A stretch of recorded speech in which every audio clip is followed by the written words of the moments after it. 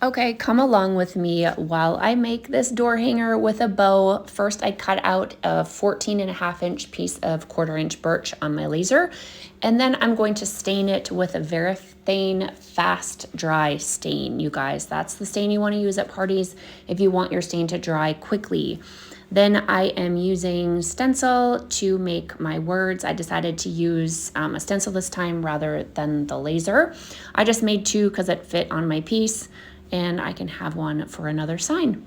Then I'm making the bow. Again, I am not a bow person, but I know a lot of you are, so I'm just making a simple bow, tying it together with some twine, fluffing it up, so you want to make sure you get ribbon that has the wire in it.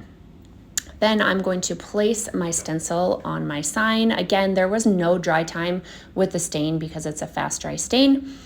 Put it on your sign and take off the transfer tape. And then the way I'm going to paint this is with a makeup sponge. This is how I paint all of mine. If you have a larger area that you want to do, you can use a little foam roller or a little roller.